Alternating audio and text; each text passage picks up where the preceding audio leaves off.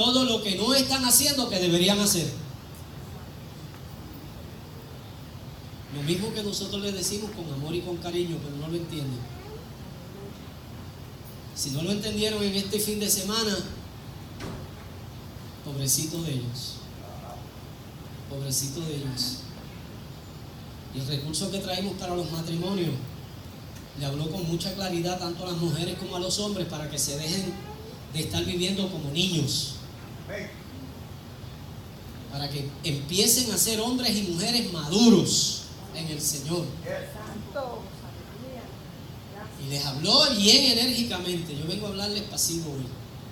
Yo simplemente le estoy haciendo una recapitulación de lo mismo que yo le he hablado en años anteriores con bálsamo y con una mano suavecita, para que ustedes lo entiendan.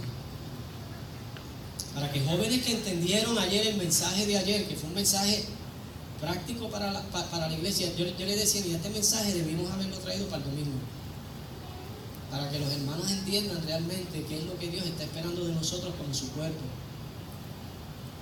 Que estamos esperando muchas veces que otros hagan, y cuando otro está haciendo, nosotros estamos así mirando a ver qué están haciendo, para ver dónde cometen los errores, para criticar lo que están haciendo. Y así está la iglesia del Señor en este tiempo. Pero yo no vengo a hablar de esa iglesia, yo vengo a hablar de una iglesia que ha entendido que tiene un Dios impartido en ella. Una iglesia que tiene que ser madura. Una iglesia que si se pone para su número, como dicen los muchachos, yo no sé de verdad qué significa ese refrán. Ponte para tu número. Pero una iglesia que si se pone para su número va a entender entonces la realidad de vivir una vida impartida. Porque entonces ya no vamos a estar jugando a la religiosidad, y ya no vamos a estar añorando cosas que pasaron, y ya no vamos tampoco a estar con esa melancolía que muchas veces nosotros estamos y nos pasamos, y buscando quien nos coja pena, y buscando, no, una iglesia madura ya no espera que nadie le coja pena. Una iglesia madura imparte a Cristo. Voy a volver a repetir, una iglesia madura imparte a Cristo. Y ese es el tema que yo traigo para ustedes, el Cristo impartido. Quiero que vaya conmigo al capítulo 28 del libro de los Hechos. Vamos a leer el verso 17 en adelante, y dice la palabra del Señor en el nombre del Padre, del Hijo y del Espíritu Santo. Amén. Aconteció que 3 días después, Pablo convocó a los principales de los judíos, a los cuales luego que estuvieron reunidos les dijo: yo, hermanos, no habiendo hecho nada contra el pueblo ni contra las costumbres de nuestros padres, he sido entregado preso desde Jerusalén en manos de los romanos, los cuales, habiéndome examinado, me querían soltar por no haber en mí ninguna causa de muerte. Pero oponiéndose los judíos, o sea, los romanos querían que soltarlo. ¿Y qué hicieron los judíos? Le dijeron: no lo sueltes. Si nosotros te lo entregamos para que lo conviertas en un reo, y en un reo de muerte, déjalo preso, déjalo con ataduras, no lo sueltes. O sea, la tradición, la religión, lo que en un momento dado nosotros tenemos como algo que fue el inicio para que nosotros pudiéramos llegar a la experiencia que nosotros estamos, y la experiencia que Cristo quiere que nosotros tengamos, todavía le damos la misma importancia y el mismo interés que al principio eso tenía, y le damos un interés aún mayor a lo que realmente debe tener en esta época y en este tiempo. No es que lo anterior haya sido malo, no es que lo anterior, lo que antes recibimos no haya sido dirigido por el Espíritu de Dios. Es que nosotros no trascendamos a lo que Dios quiere hacer en este tiempo. Amén. Es que nosotros no podamos entender lo que Dios quiere que nosotros entendamos, para que nosotros podamos tener la impartición y podamos también compartir lo que el Espíritu nos ha dado. Ayer se hablaba y se decía que todos los dones que nosotros tenemos de parte del Espíritu es para que nosotros los impartamos y sirvamos a través de ¿qué? De los dones que hemos recibido de parte del Señor, de los talentos que nosotros hemos recibido y hemos heredado. Que todo lo que hemos recibido no lo hemos recibido solamente para un beneficio personal, sino que lo hemos recibido para el beneficio del cuerpo, para beneficio de la iglesia, inclusive para beneficio de aquellos que todavía no le conocen. Pero nosotros no podemos hacer como los judíos. El mundo nos ve a nosotros libres y la tradición y la religión nos quiere a nosotros ver como atados. Atados en una tradición, atados en un círculo de pensamiento que no nos permite a nosotros impartir a Cristo. Y si algo Dios quiere es que nosotros impartamos a Cristo. Y sigue diciendo el apóstol Pablo: pero oponiéndose a los judíos, me vi obligado a apelar al César, aunque no porque tenga de qué acusar a mi nación. Así que por esta causa os he llamado para veros y hablaros, porque por la esperanza de Israel estoy sujeto con esta cadena. Entonces ellos le dijeron: nosotros no hemos recibido de Judea cartas acerca de ti, ni ha venido ninguno de los hermanos que haya denunciado o hablado algún mal de ti. Pero queríamos oír de ti lo que piensas, porque de esta secta nos es notorio que en todas partes se habla contra ella. ¿De qué secta están hablando? De lo que Pablo está predicando, de lo que Pablo está siendo ahora un líder, un vocero del cristianismo. Se está hablando acerca del cristianismo y los judíos quieren oír, escuchar la opinión que el apóstol Pablo tiene. ¿Y sabe qué hace Pablo? Vamos a ver qué Pablo hace. Habiéndoles señalado un día, ¿qué hizo? Lo citó, diga conmigo, lo citó. Usted y yo somos citados, ¿para qué? Para aprender. Usted y yo somos citados para conocer, para que entendamos que el Cristo está impartido en nosotros. Cuando nosotros miramos el Génesis, el comienzo de todas las cosas, nosotros vamos a encontrar que Dios preparó un muñeco de barro, diga conmigo, muñeco de barro, y sopló aliento de vida en ese muñeco de barro. ¿Y qué hizo de ese muñeco de barro con esa impartición de vida, con ese soplo de vida? Diga conmigo, un cuerpo natural. Pero cuando Cristo resucita, Cristo reúne a sus discípulos, y luego que Él reúne a sus discípulos, ¿qué hace? Sopla sobre ellos, ¿y qué crea? Un cuerpo espiritual. Diga conmigo, hay una diferencia entre un cuerpo natural y un cuerpo espiritual. Y es lo que usted y yo tenemos que ir entendiendo, tenemos que ir trascendiendo, porque si nosotros no trascendemos, si nosotros no entramos en la experiencia de tener en nosotros la impartición que Cristo le dio a sus discípulos, y entendamos que ya no somos un cuerpo natural, que somos un cuerpo espiritual, mientras no entendamos que somos un cuerpo espiritual, vamos a estar pasando de lo espiritual a lo natural y de lo natural a lo espiritual. Y es importante que una vez nosotros entremos en lo espiritual, nos mantengamos en lo espiritual. Voy a volver a repetir. Es importante que cuando nosotros entremos en lo espiritual, nos mantengamos en lo espiritual. Porque ya no somos un cuerpo natural, somos un cuerpo espiritual. Dígalo conmigo, yo soy parte de un cuerpo espiritual. Somos parte de ese cuerpo espiritual. Y Pablo lo cita.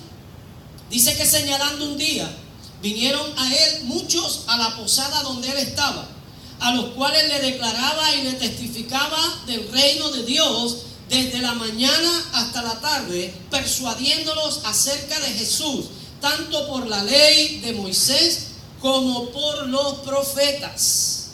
O sea, que el Señor Jesús, que el apóstol Pablo comienza a enseñarles de todo el conocimiento que él había adquirido, todo lo que Moisés y los profetas habían hablado acerca de Jesús, para que ellos pudieran tener el conocimiento de que esto no se trata de mí, esto se trata de Él.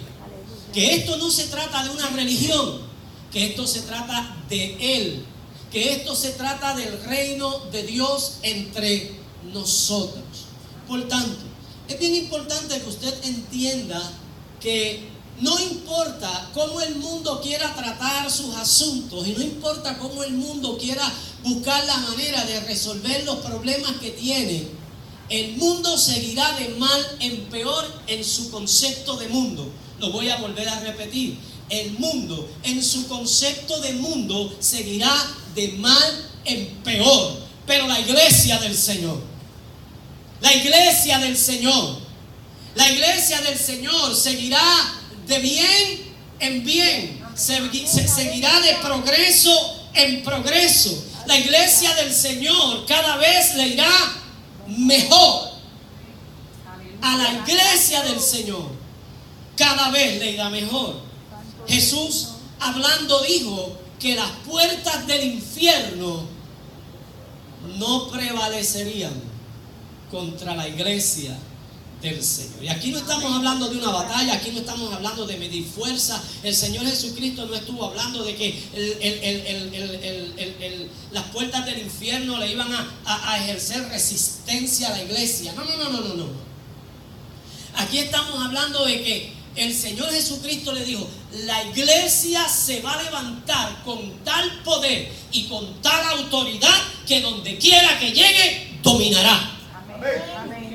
Que el poder que va a ejercer ha sido y será un poder impartido.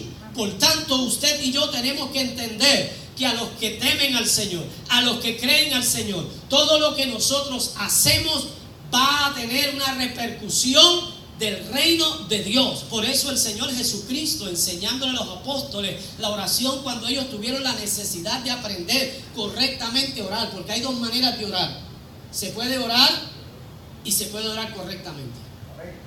Y cuando nosotros oramos correctamente, nosotros vamos a ver los resultados de una oración correcta. Y el Señor Jesucristo le dijo: cuando oren, oren de esta manera. Y le enseña el Padre Nuestro y le enseña: venga a nosotros tu reino. No que nosotros vayamos al reino, que el reino venga a nosotros, que se establezca esa autoridad, que se establezca ese gobierno, que se establezca ese sistema operacional del reino de Dios en la tierra de los vivientes. Y es importante entonces que usted y yo entendamos que cuando el reino de Dios está impartido en la iglesia camina y el mundo tiene que enderezarse. Porque usted y yo tenemos el poder, usted y yo tenemos la gracia.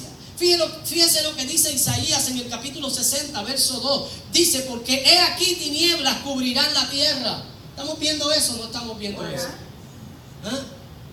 Estamos viendo eso, desesperación. En el planeta Tierra hay desesperación. Hasta hace algunas horas el gobierno federal de Estados Unidos estuvo cerrado. Porque hay desesperación, porque hay desconcertación, porque han quitado la mirada de aquel que realmente puede darnos a nosotros la seguridad. El problema existente en Venezuela, eso nos enseña a nosotros que hay oscuridad en la tierra. Hay oscuridad, hay tinieblas en la tierra. Cuando nosotros miramos cómo se están conduciendo Sur y Centroamérica con tanta guerrilla, tantas personas muertas, tenemos que llegar a la conclusión que tinieblas están cubriendo la tierra y oscuridad están cubriendo las naciones. Pero ¿qué dice Isaías? Mas sobre ti amanecerá Jehová y sobre ti será vista su gloria. Está hablando de ti, está hablando de mí.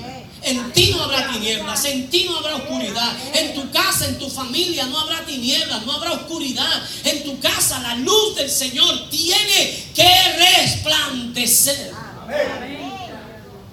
Pero nosotros tenemos que tener la convicción de que tenemos un Cristo impartido. Tenemos que tener la convicción de que nosotros vivimos con un Cristo impartido. Ahora, es bien importante que nosotros comencemos a mirar cómo Lucas termina este libro de los Hechos. Lucas termina este libro de los Hechos con el apóstol Pablo hablándole a una serie de judíos que estaban interesados en conocer acerca de lo que ellos llamaron una nueva secta, de lo que ellos llamaron una nueva religión. Pablo fue perseguido por los judíos que no habían aceptado la convicción que el apóstol Pablo le estaba enseñando, le estaba predicando. Pero había otra parte de los judíos que sí quería aprender. Había otra parte de los judíos que querían sentarse a escuchar y ver la opinión que el apóstol Pablo tenía acerca de lo nuevo que se estaba moviendo, de una nueva revelación que estaba llegando. Y el apóstol Pablo los reúne y Lucas dice que el libro de los Hechos se cierra con el apóstol Pablo hablando acerca del reino de Dios. testificando acerca del reino de Dios, el gobierno de Dios en la tierra de los vivientes. Y es importante, amados hermanos, que nosotros entendamos que el mensaje que Pablo está predicando aquí es el mensaje de Cristo y de su reino. Diga conmigo, Cristo y su reino. Y el apóstol Pablo utilizó 2 años. 2 años para poder enseñarle con detenimiento. Porque a veces nosotros pensamos que esto lo vamos a entender de la noche a la mañana. Y pensamos que un mensaje hoy, domingo, me va a nutrir y me va a enseñar tanto para que yo pueda con ese mensaje del domingo estar hasta el próximo domingo o hasta el próximo mes. Pero no voy a entrar en eso porque mucha gente se puede lastimar. Los que están a través de los medios, que a veces van una vez al mes a la iglesia y a veces van 3 veces cada año. Aquí no pasa, aquí todos llegan todos los domingos y todos los meses y todo el año estamos aquí. Eso es lo que nos están viendo a través de los medios. Pero el apóstol Pablo utiliza 2 años porque él entiende la necesidad de dedicar tiempo. Diga conmigo, dedicar tiempo. Uno no estudia medicina en un bachillerato. O sea, en un bachillerato usted no sale doctor en medicina y mucho menos sale con una especialidad. Diga conmigo, hay que dedicarle tiempo. Y es lo menos que nosotros queremos. Porque usted cree que mucha gente sale de 4º año y ya no, encontró que ya terminó su tiempo, porque precisamente a los estudios hay que dedicarle tiempo. Y tenemos tiempo para muchas cosas, menos para nosotros dedicarle tiempo a la enseñanza, al aprendizaje de lo que es la palabra de Dios, que cuando nosotros llegamos a cualquier conclusión es lo más importante en nuestra vida. Tener el conocimiento de Cristo es lo más importante en nuestra vida. Job decía, desnudo yo llegué a este planeta y desnudo voy a salir de él. O sea, nada de lo que nosotros tenemos nos lo vamos a llevar. Todo lo que tenemos es como ganancia. Diga conmigo, ganancia. Todo lo que tenemos es ganancia. Y ahora es bien importante que usted y yo entendamos, amados hermanos, que la ganancia mejor que nosotros podemos tener la tenemos en el reino de Dios. Porque el reino de Dios es el único que nos proporciona ganancia. Diga conmigo, ganancia. Porque el reino de Dios es el único organismo que nos añade y no nos quita. Amén. Lo voy a volver a repetir. Porque el reino de Dios es el único organismo, es la única organización, es el único gobierno que nos añade y no nos quita.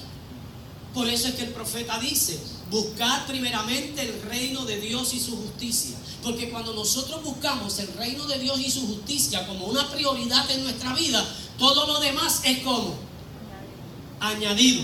O sea, usted y yo no tenemos que trabajar por eso. Usted y yo no tenemos que perseguir lo que ya Dios determinó que iba a ser parte de la herencia nuestra, que iba a ser parte de lo que Él había determinado darnos cuando nosotros buscamos el reino de Dios y su justicia.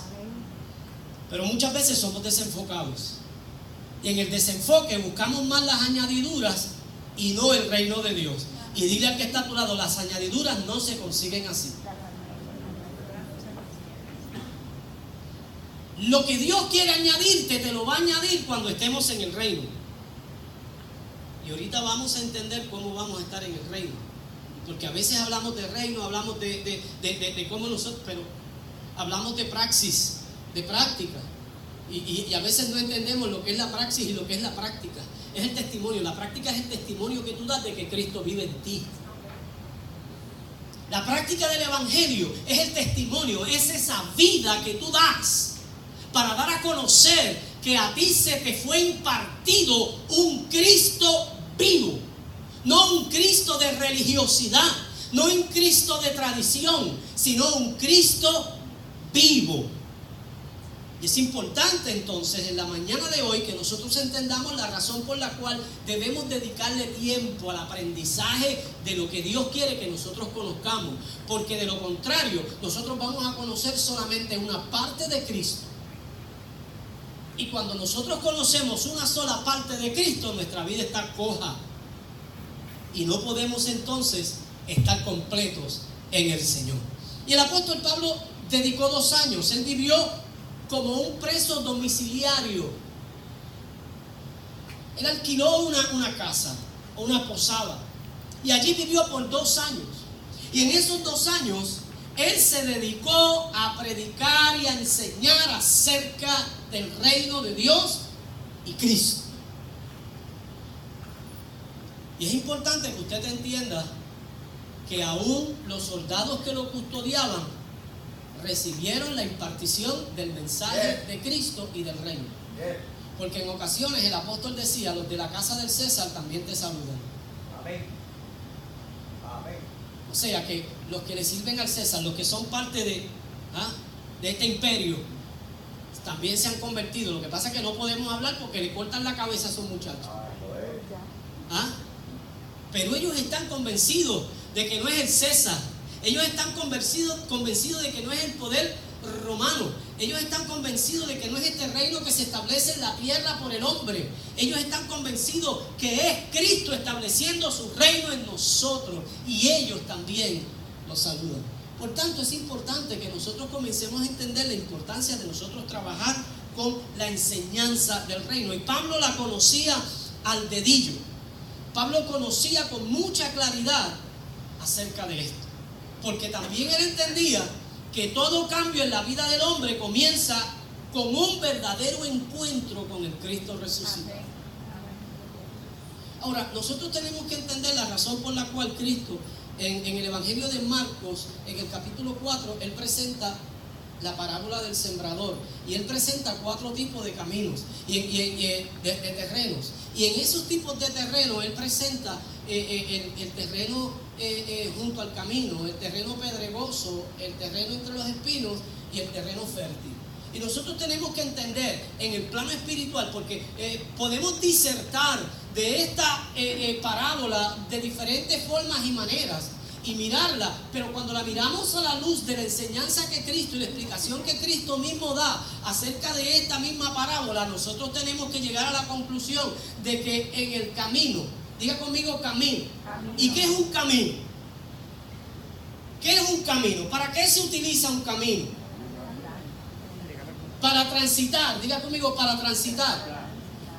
Por ese camino nosotros vamos de un lugar a otro y podemos regresar de ese lugar al punto donde salimos, al punto de partida. Y por ese camino van muchos transeúntes.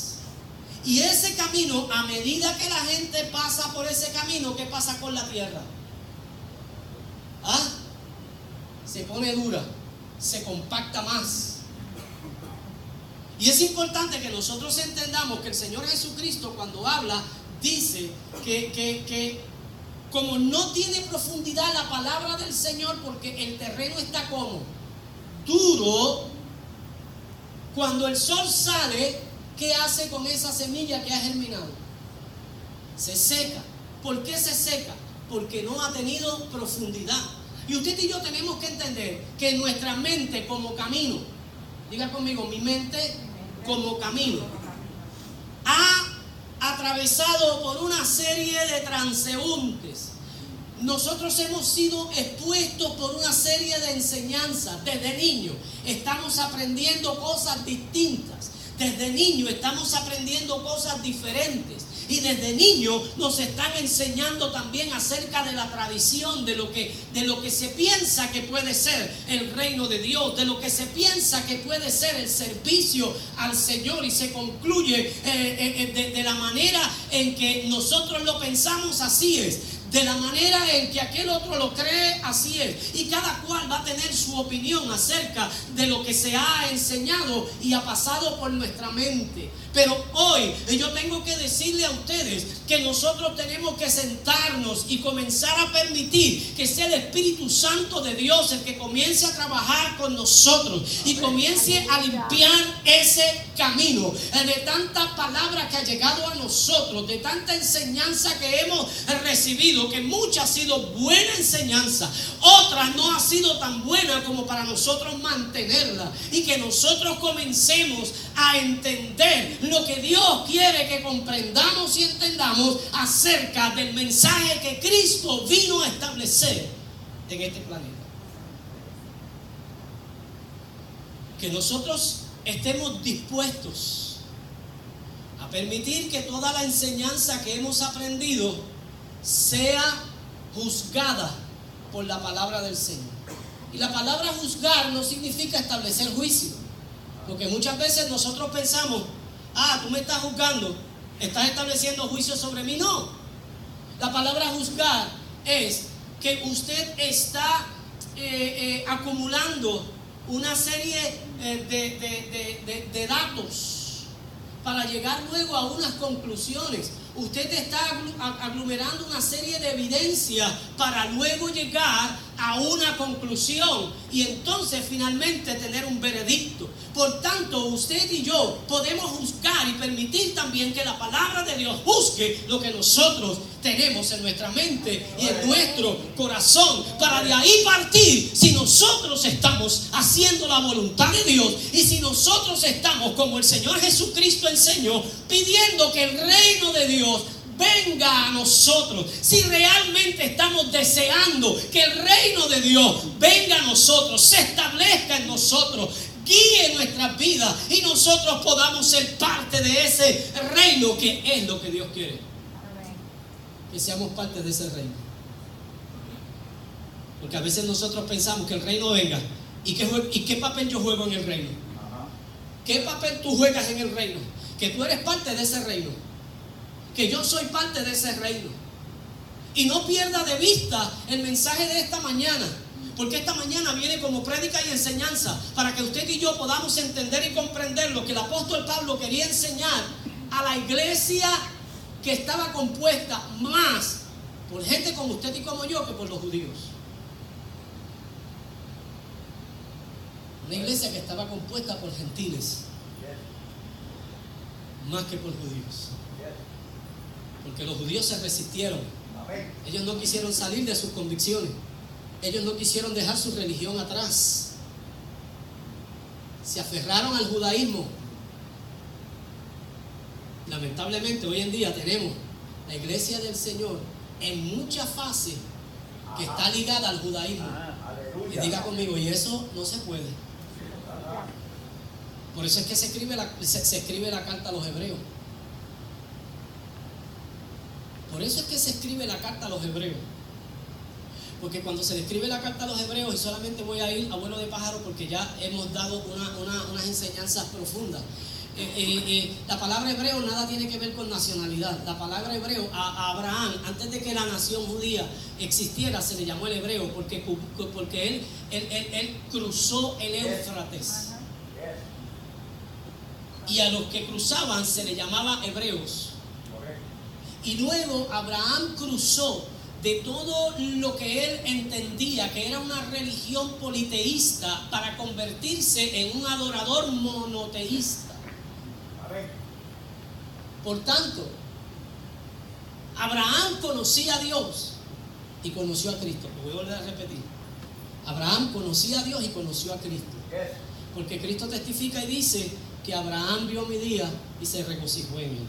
O sea, que hay una serie de cosas que usted y yo necesariamente tenemos que detenernos para entender el plan que Dios tiene para que la humanidad pueda responder de manera correcta al llamado que Él le hace. Porque muchas veces nosotros disfrazamos el mensaje del cristianismo y comenzamos a culturizar el mensaje del cristianismo, y la cultura que nosotros le ponemos al mensaje del cristianismo no le llama la atención a aquellas personas que están en necesidad y en sed y en hambre de Dios y de justicia. Necesitamos nosotros tener un mensaje claro, un mensaje cristalino, un mensaje transparente, de tal manera que las personas, cuando escuchen el mensaje de Cristo, puedan entender lo que realmente ellos quieren y necesitan. Por tanto, Pablo entendía que todo cambio en la vida del hombre comienza con un verdadero encuentro con el Cristo resucitado, no con el Cristo de la tradición. Con el Cristo resucitado, no con el Cristo del Gólgota, no con el Cristo del Calvario, no con el Cristo crucificado, Porque Pablo es bien enfático en eso y dice, si Cristo no hubiera resucitado, nuestra fe sería como, y nosotros fuéramos dignos de conmiseración. O sea, al cristianismo le tendríamos que tener pena. A todos aquellos que forman parte del cristianismo le tendríamos que tener pena. Pero Cristo resucitó. Diga conmigo, Cristo resucitó.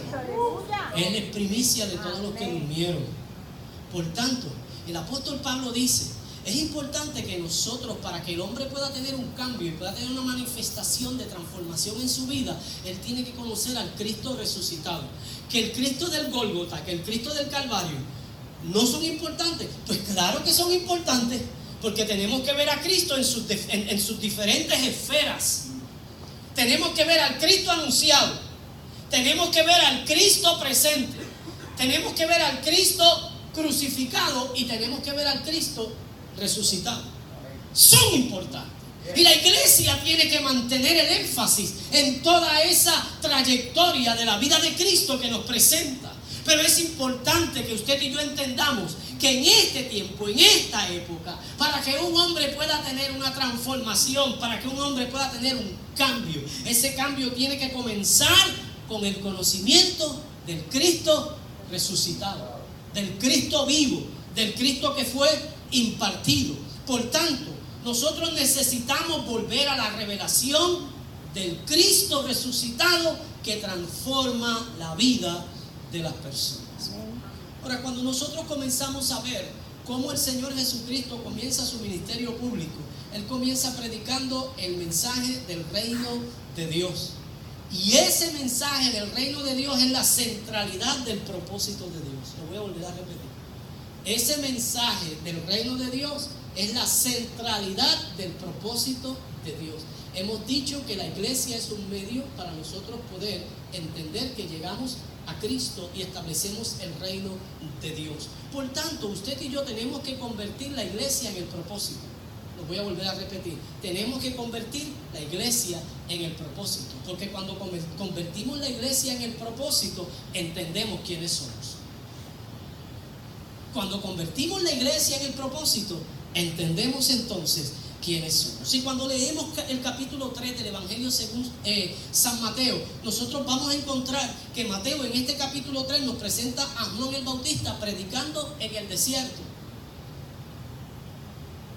Y viniendo del desierto de Judea, allí comienza a predicar. ¿Y cuál es el mensaje que predica? Se para y comienza diciendo: arrepentíos y convertíos, porque el reino de los cielos se acerca. Se ha acercado. Juan comienza predicando también el reino. Ahora, yo quiero que analicemos quién era Juan. ¿Por qué Juan tiene que estar ejerciendo un ministerio del cual no es su linaje? Porque ¿quién era Juan? ¿Hijo de quién? Hijo del sacerdote Zacarías. Por tanto, Juan era del linaje sacerdotal. Sin embargo, no lo vemos ejerciendo esa función ni ese ministerio conforme al judaísmo. Hay una nueva revelación que se está introduciendo. Hay un nuevo mensaje que se está introduciendo. Hay una nueva impartición que está viniendo. Hay algo que tiene que ser desplazado para que otra cosa sea puesta en su lugar. Y Juan, que era de la orden sacerdotal, ahora lo vemos como profeta. Ahora lo vemos que no está hablando acerca del sacrificio de los animales, de los toros, de los bueyes, de los palominos. Ahora no está hablando acerca de un lugar santo, de un lugar santísimo. No está hablando de un tabernáculo terrestre. Él no viene a seguir impartiendo la misma enseñanza que los antecesores impartieron y enseñaron. Ahora Juan viene con una nueva dimensión. Diga conmigo, nueva dimensión.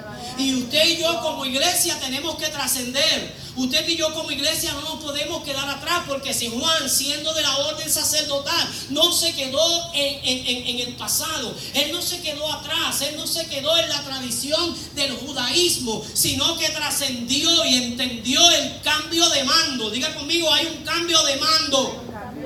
Y él entendió ese cambio de mando y no se resistió a ese cambio de mando, como vamos a ver el apóstol Pablo luego hablándole al rey Agripa, que él tampoco fue rebelde al llamado que recibió cuando iba con cartas camino a Damasco, que el Señor se le reveló.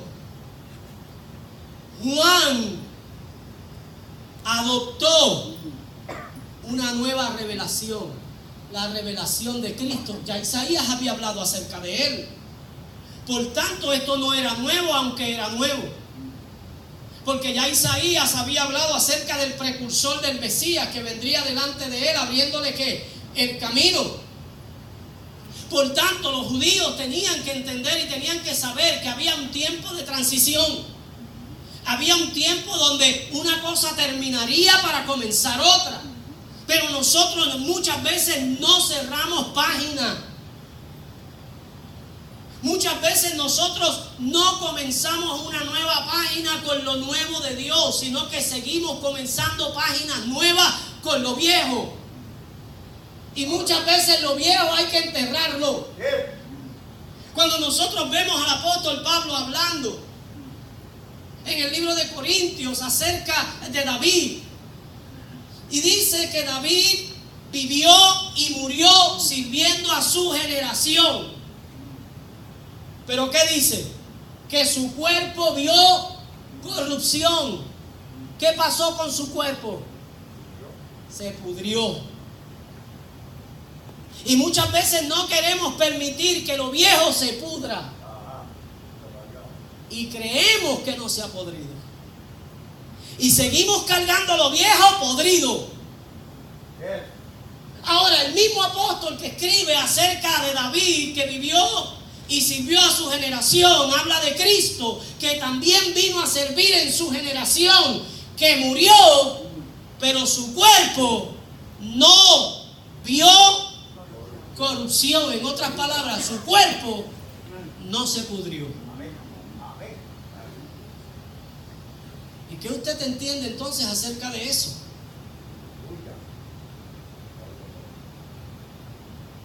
Que es mejor lo que no se pudre que lo que se pudre. Que nosotros tenemos que adoptar lo que el apóstol quiere que nosotros entendamos. Y él toma tiempo y determinación para que los judíos puedan entender. Y muchos judíos creyeron. Pero en un momento dado quisieron volver atrás por la melancolía que le daba cuando pasaban y miraban el templo. Porque el templo todavía, para el tiempo del apóstol Pablo, existía. El templo de Jerusalén estaba allí. Y todavía allí se practicaban los mismos sacrificios que Moisés había enseñado y que Dios le había dado a Moisés para que el pueblo en el tabernáculo los presentaran. Y ya no había tabernáculo, ahora había un templo. Y cuando los judíos que ya habían trascendido, cuando los judíos que ya habían pasado de la fe del judaísmo a la fe del cristianismo pasaban y miraban el templo, añoraban lo que estaba allá adentro. Y yo quiero decirte hoy que el enemigo número uno de lo que Dios quiere hacer con tu casa, de lo que Dios quiere hacer con tu familia, de lo que Dios quiere hacer con tu vida, de lo que Dios quiere hacer en el momento presente en el que estamos, es el que nosotros miremos lo que antes practicamos, lo que fue bueno, lo que fue una sombra, lo que fue un tipo de lo que vendría para nosotros, y lo añoremos y lo deseemos, y muchas veces nuestro corazón se inclina y nosotros volvamos, ay, si el tiempo volviera para atrás. No podemos pedir que el tiempo vuelva para atrás. Hay de aquellos que digan que los tiempos antiguos son mejores que los de ahora. Por eso es que usted y yo tenemos que tener una mirada clara de quién es Cristo, porque conocemos a Cristo pero no vivimos a Cristo. Conocemos a Cristo pero no vivimos a Cristo, porque el que vive a Cristo ya no hace lo que hacía, porque el que vive a Cristo ya no depende, porque el que vive a Cristo ya no tiene sentimientos almáticos. Por eso era que el apóstol Pablo decía: oro a Dios por ustedes para que los ojos de vuestro entendimiento sean abiertos. Para que nosotros podamos entender. Porque, oiga, amado hermano, ¿qué era lo que hacía que el apóstol Pablo se desviviera? Por lo que él estaba enseñando y por lo que él estaba predicando. Por lo que él había aprendido. Número uno, que no lo aprendió de los apóstoles. Lo recibió de Dios. Cuando le escribe a los Corintios dice, porque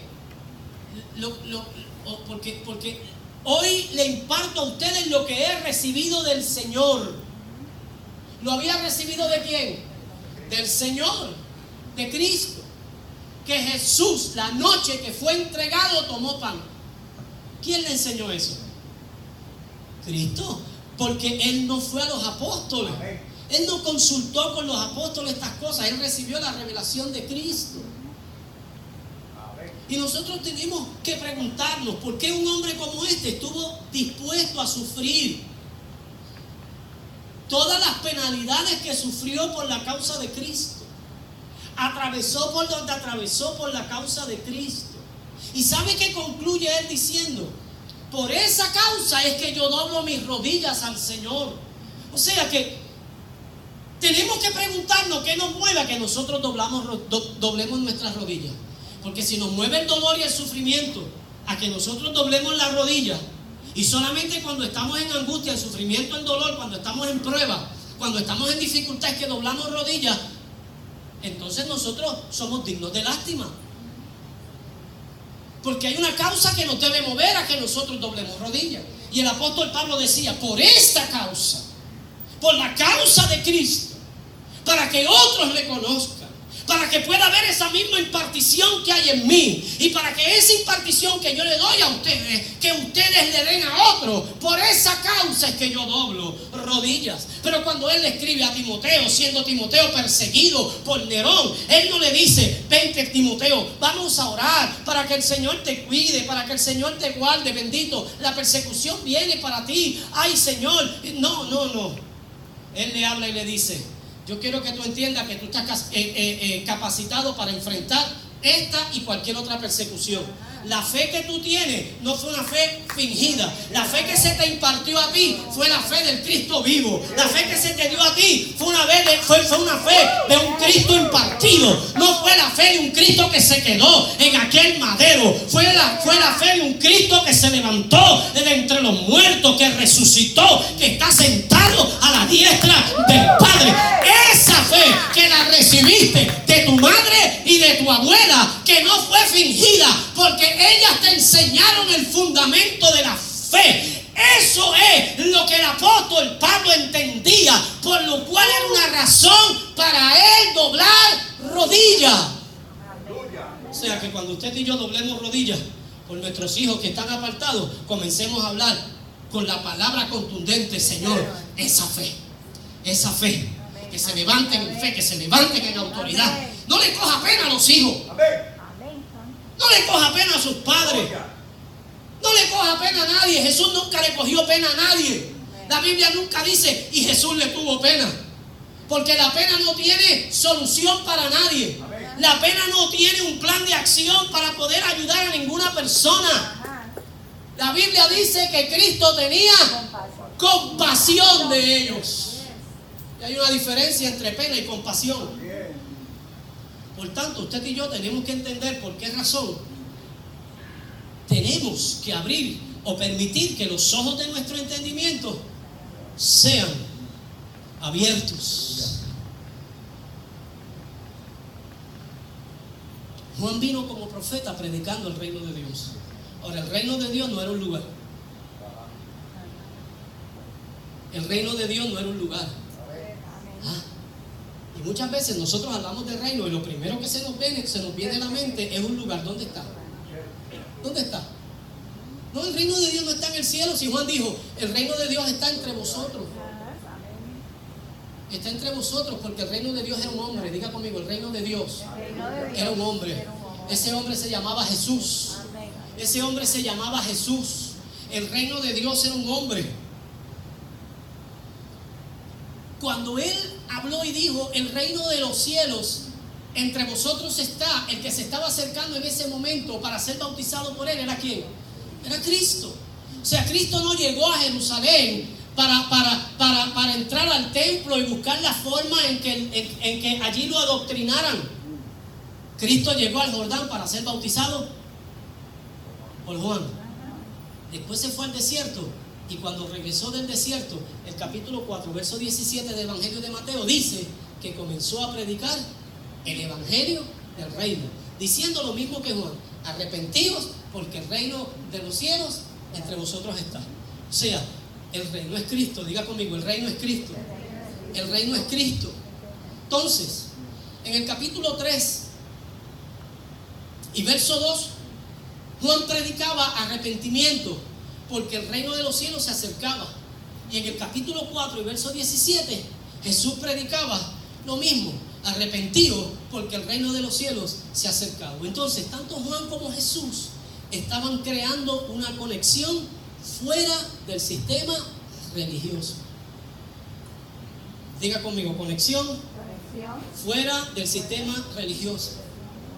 O sea, ellos no entraron a Jerusalén, ellos no se metieron al templo, ellos no predicaron desde el templo, ellos predicaron desde la periferia y establecieron el reino de Dios.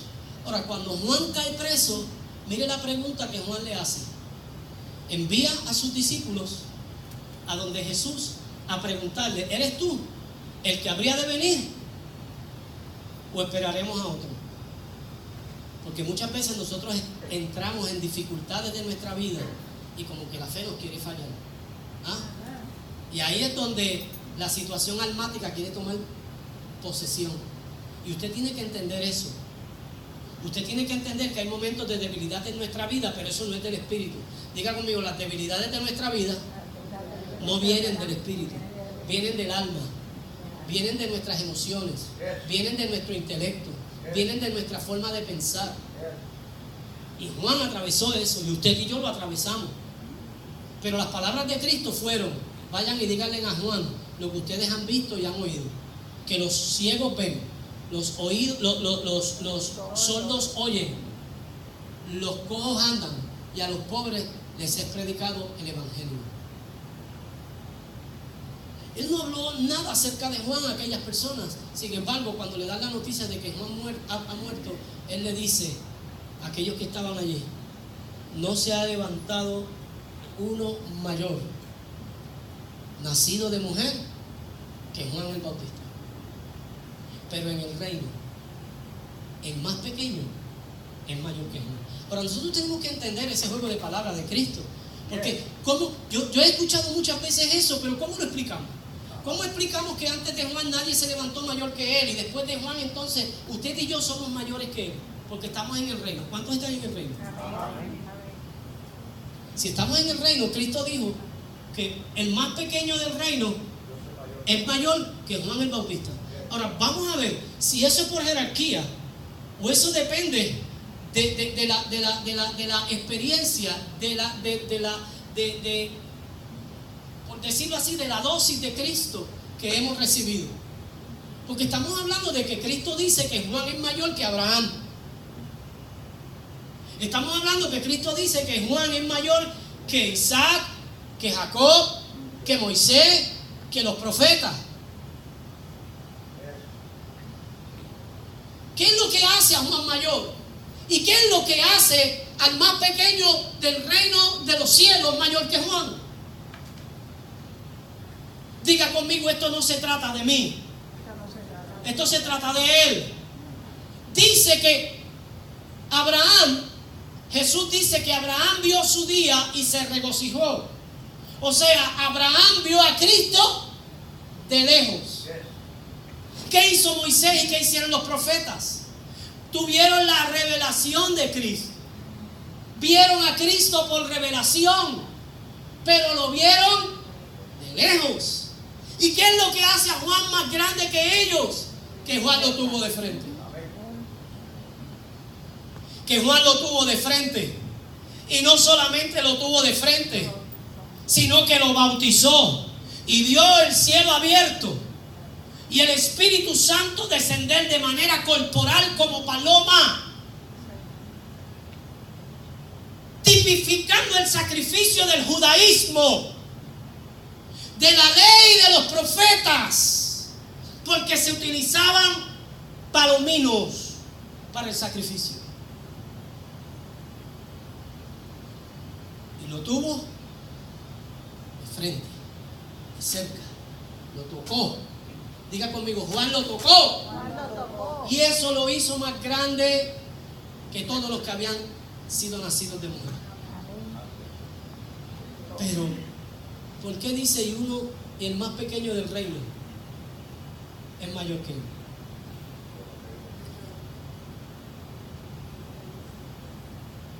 Los profetas y Abraham lo vieron de lejos. Juan lo tuvo de frente, pero tú y yo lo tenemos adentro. Tú y yo lo tenemos adentro. Y tú y yo tenemos que entender que eso hace una gran diferencia. Y tenemos que entender que cuando nosotros vivimos con el Cristo adentro, nosotros hacemos una gran diferencia. Diga que está a tu lado, hacemos una gran diferencia. Juan dijo, he ahí el Cordero de Dios que quita los pecados del mundo. Pero tú y yo decimos, ya no vivo yo, sino que ahora Cristo vive en mí. Pablo en Efesios 3:17 dice, para que habite Cristo por la fe en vuestros corazones. Israel participó de una medida de Cristo. Diga conmigo, participó de una medida de Cristo. Israel participó de una medida de Cristo. Cuando estuvo en el desierto recibió ¿qué? Maná. Maná, Cristo dice, yo soy el pan vivo que descendió del cielo. Recibió maná. Tuvo una participación de una medida de Cristo. Bebió de la roca, bebió agua de la roca, tuvo otra participación de la vida de Cristo. Y dice que la roca de la cual bebieron era Cristo. Noé tuvo la experiencia de abrir el arca. Y el arca era tipo de Cristo. Diga conmigo, participaciones. Pero hoy ya Cristo no es el arca. Y nosotros lo cantamos. Amigo, ahora el arca es Cristo mi salva. No, ahora el arca no es Cristo. Ajá. Ahora es. Ay, ahora el arca no es Cristo. Aleluya. Cristo es la peña de Oreb que está brotando. Agua de vida saludable para ti. Añorando, pasando frente al templo, añoramos los sacrificios que están haciendo dentro del templo. O sea, llegamos a la nueva experiencia ¿de quién? De Cristo. Y volvemos nuevamente a la experiencia del judaísmo. Ahora sí yo tengo que decir, porque subiendo y bajando nunca llegaremos. Porque Cristo no es la peña de Oreb. O sea que ahora Cristo ni es el arca, ni es el maná, ni es la peña. Ahora Cristo es la iglesia. Y ya no en manera representativa. Ya no en manera representativa. Cristo es la iglesia. Y si Cristo es el reino, ¿qué es la iglesia? Si Cristo es la iglesia, ¿qué es la iglesia? ¿Qué es el reino? Es tiempo ya de transicionar para estar experimentando al Cristo impartido y no quedarnos en el Cristo creído. Porque cuando hablamos, no, yo creo en Él, yo creo en Dios, yo creo en el Señor. Pero tenemos que movernos a una experiencia de ¿qué? De participación con ese Cristo, del Cristo impartido. Porque ¿qué dice Santiago en el capítulo 2 y verso 19? Él dice, pero los demonios también creen que hay un solo Dios y tiemblan de miedo a la presencia. Esto no es una cuestión de solamente creer. Esto es una cuestión de saber que ese Cristo ha sido impartido en nosotros. Que ese Cristo está en mí. Que ese Cristo está en ti. Que ese Cristo está en nosotros. Aleluya. Ahora, ¿se limitaba el apóstol Santiago a la enseñanza de aquella generación? Diga conmigo, no. Es para nosotros también. Para que nosotros también creamos que los demonios todavía los demonios saben que hay un solo Dios. Creen que hay un solo Dios. Y ante ese Dios tiemblan. Por tanto, nosotros tenemos que transicionar. Y qué bueno es creer, porque ese es el inicio. Pero no podemos creer solamente. Tenemos que movernos a ser transicionados y a experimentar la vida de Dios en nosotros, la impartición de Dios en nosotros. Por eso es que ahorita le dije que el apóstol Pablo, hablando en Hechos capítulo 13, verso 36, habla acerca de David, que vivió y sirvió a su generación, pero se murió. Diga conmigo, se murió. Hay cosas en tu vida que se murieron y tú las sigues arrastrando. Hay cosas en tu vida que cuando Cristo llegó, Él las mató. Pero como son parte de nuestra zona de comodidad, es parte de lo que nosotros sabemos manejar, porque nosotros sabemos ir al templo, nosotros sabemos escoger el palomito, sabemos coger el macho cabrío, sabemos coger el becerro y venir y traerlo al altar del sacrificio y degollarlo y derramar la sangre y dársela al sumo sacerdote para que el sumo sacerdote interceda por nosotros. Porque qué fácil es que otro ore por ti, qué fácil es que otro presente sacrificios por ti. Cuando tú y yo, si tenemos el Cristo impartido en nosotros, no tenemos la necesidad de que nadie interceda por nosotros. Porque ¡Aleluya! ¿qué dice el apóstol que escribe la carta a los hebreos? Que ya no necesitamos ningún sumo sacerdote, ya no necesitamos a nadie que interceda por nosotros, porque allá arriba, frente al trono de Dios, tenemos a uno que fue semejante a nosotros, que está según el orden de Melquisedec, que Él intercede por nosotros como sumo sacerdote al Padre, para que así nosotros podamos ir directamente al Padre y ya no tengamos que estar buscando tórtolas o palominos, ya no tengamos que estar buscando animales para sacrificar ni llegar con las manos llenas de sangre en una redoma. Ahora nosotros podemos por nosotros mismos ir delante del Señor porque tenemos al Cristo impartido. ¿Sabe lo que significa el apóstol Pablo cuando habla a la iglesia de Roma? En Romanos 8:28 él comienza a decir: ninguna de las cosas que ustedes están experimentando vienen por mal, por el contrario, todo lo que experimentamos va a hacer que trascienda en cosas buenas para nosotros. ¿Sabes para qué? Para que nosotros podamos desarrollar la imagen de Cristo, del Cristo viviente, para que nosotros podamos subir a la estatura de ese buen varón perfecto. Por tanto, cuando usted y yo conocemos la impartición que tenemos de Cristo, la medida de Cristo que tenemos, que somos el cuerpo de Cristo en la faz de la tierra, Pablo dice que somos el cuerpo de Cristo y no hay ninguna religión cristiana que desapruebe que somos el cuerpo de Cristo en la faz de la tierra.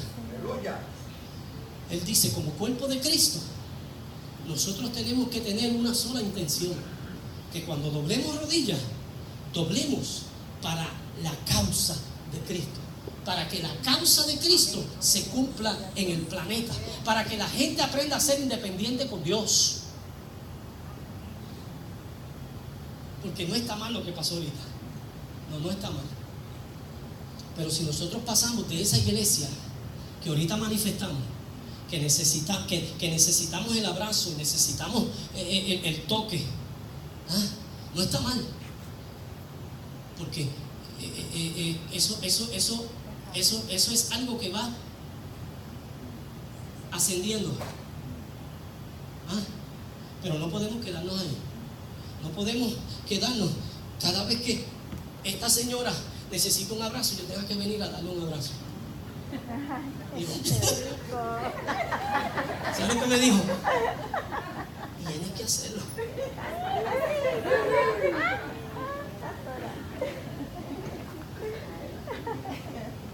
¿Usted entiende lo que yo le estoy diciendo? Yes.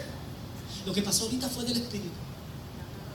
Lo que pasó ahorita fue parte de una iglesia que va creciendo, que va saliendo de ser niño, que va saliendo de ser alumno. ¿Cuántos saben de lo que estoy hablando?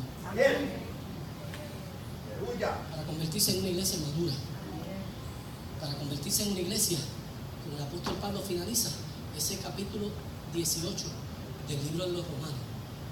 Por tanto, estoy seguro que ni la muerte ni la vida, ni ángeles ni principados, ni lo presente ni lo porvenir, ni ninguna otra cosa creada me hará apartar del amor de Dios que es en Cristo Jesús, Señor nuestro. ¿Qué movía al apóstol a vivir una vida como la que vivió? Porque nunca, en todas sus epístolas, nunca lo vimos escribiendo para pedir la oración. Ahí está. Nunca lo vimos escribiendo diciendo: me hace falta un abrazo, estoy en soledad. Como escribió aquel Rolando la serie: hola soledad.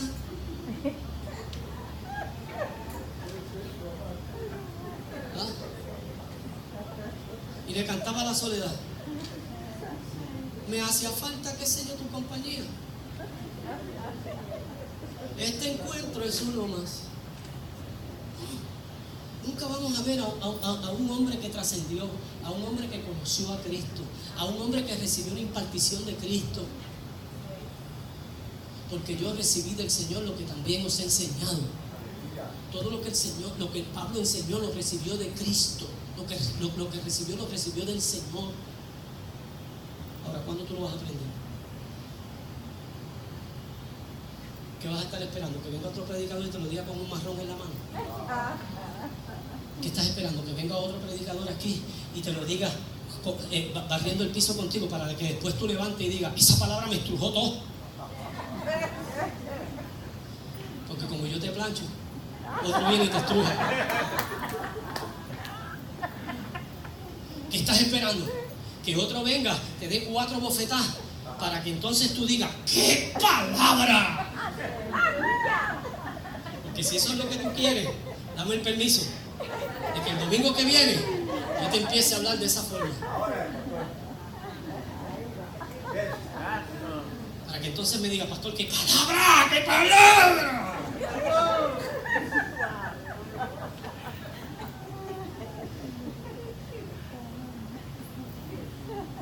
Que Cristo sea impartido en tu vida, para que dejes de ser niño, para que por cualquier cosa no te enojes, para que por cualquier cosa no te quedes en tu casa, para que por cualquier cosa no digan: no me saludaron. Porque el apóstol Pablo nunca presentó sus necesidades. Por el contrario, cuando escribe a la iglesia en Filipos, dice: yo he aprendido a disfrutarme, a contentarme, cualquiera haya sido mi situación. He aprendido a vivir en escasez y he aprendido a vivir en abundancia. ¿Sabes por qué? Porque todo lo puedo en Cristo que me fortalece. ¿Cuántos pueden decir eso de verdad? ¿Cuántos pueden decir que han aprendido a vivir en escasez y en abundancia? Que han aprendido a contentarse cuando no tienen el deseo y cuando tienen el deseo. ¿Ah? Que han aprendido a buscar el abrazo directamente de Dios cuando no lo tienen de nadie. ¿Cuántos pueden decir eso? Necesitamos crecer. Necesitamos ser una iglesia madura. Pedro decía: yo le iba a hablar a ustedes como una iglesia madura, pero ustedes son unos niños en el Señor. Y Pablo llegó a la misma conclusión, debiendo ya de haber sido maestro. Ustedes están de que los enseñen. Ustedes estaban ahora, yo venía con vianda, con malanga, con yuca, con ñame, con batata para prepararle a ustedes un buen majado de todo eso y darle una buena palabra de fundamento, porque yo pensé que ya ustedes podían digerirlo, pero me doy cuenta que son unos inmaduros. Me doy cuenta que lo que necesitan es leche otra vez. Imagínense que tengamos que estar recurriendo todo el tiempo a la leche. ¿Cuándo vamos a madurar? ¿Cuándo vamos a entender que nosotros somos Cristo? No dije una mala palabra. ¿Cuándo vamos a entender que la iglesia es Cristo? ¿Cuándo vamos a entender que la iglesia es Cristo? Porque si la religión y la tradición pueden aceptar que el arca era Cristo, que el maná era Cristo, que la peña era Cristo. Cosas inanimadas. Inanimadas. Porque ¿qué vida había en el arca? Madera. ¿Qué vida había en el pan? Si ya el trigo lo habían cortado, lo habían hecho. ¿Y la roca? ¿Ah? Si la tradición puede aceptar que Cristo era todo eso, ¿por qué la iglesia no puede aceptar que nosotros somos Cristo? Porque ¿qué significa ser el cuerpo de Cristo? Ser Cristo mismo. Ser Cristo mismo. Si nosotros trascendemos y nosotros entendemos el mensaje de Dios para este tiempo, nosotros no vamos a seguir siendo esa iglesia que coge a la gente y lo saca de la tradición y lo lleva a una experiencia con el Cristo manifestado, con el Cristo impartido, y después nos da pena y nos da melancolía y volvemos y lo traemos otra vez a la misma experiencia de la tradición. El judaísmo no puede estar mezclado con el cristianismo. Lo voy a volver a repetir. El judaísmo no puede estar mezclado con el cristianismo. Amén. En el judaísmo, Cristo no se conocía aunque estaba presente. Lo voy a volver a repetir. En el judaísmo, Cristo no se conocía aunque estaba presente. Porque Dios no fue trino cuando Cristo vino.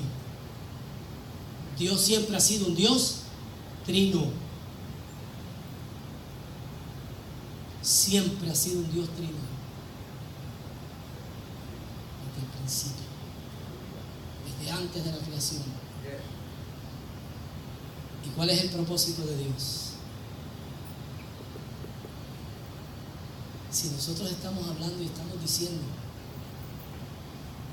que el reino es la centralidad del mensaje de Cristo y de la revelación de Dios y el propósito de Dios, ¿cuál es el propósito de Dios? Porque Él estaba en un anonimato. Nadie lo conocía. ¿Y cuál es el propósito de Dios? Darse a conocer. Darse a conocer. Y en el judaísmo utilizó una serie de cosas para darse a conocer. Y por eso, cuando el autor de la carta a los Hebreos abre esa carta, dice: habiendo Dios hablado en diferentes tiempos y por muchas formas, ahora viene a hablar a través de su Hijo. ¿Y a través de quién Él quiere darse a conocer? Levanta la manita y di: Él quiere darse a conocer a través de mí. Él quiere darse a conocer a través de mí. Por eso Cristo decía: para que todos te conozcan, que ellos prediquen el Evangelio, que ellos prediquen acerca de mí, para que tú seas conocido entre las naciones. Hay una asignación para nosotros. Somos Cristo. Tenemos nosotros que movernos de creer en Él a experimentarlo y a tener esa experiencia de Él. Esto no quiere decir que tú tienes que tener más conocimiento que yo tengo que tener más conocimiento que tú, y tú tienes que tener... No, esto no tiene que ver nada de conocimiento. Por eso usted tiene que descartar de que esta señora sabe mucha Biblia, pero aquella no. Y que aquella sabe más que aquella, y que aquella sabe más que la otra, y que aquel sabe más Biblia que esto, porque esto no se trata de saber Biblia. Aleluya. Esto no se trata de tener conocimiento de la Biblia. Porque ¿sabe cuánto conocimiento de la Biblia tienen los profesores de humanidades en las universidades y no les sirve para nada? Aleluya.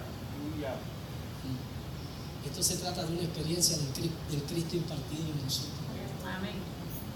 Que aunque yo no sepa recitar 2 o 3 versos bíblicos, cuando yo esté atravesando por el valle de la sombra, de muerte, del dolor y de la angustia, yo pueda decir: yo no tengo mal alguno, porque yo sé que Él está conmigo. Aleluya.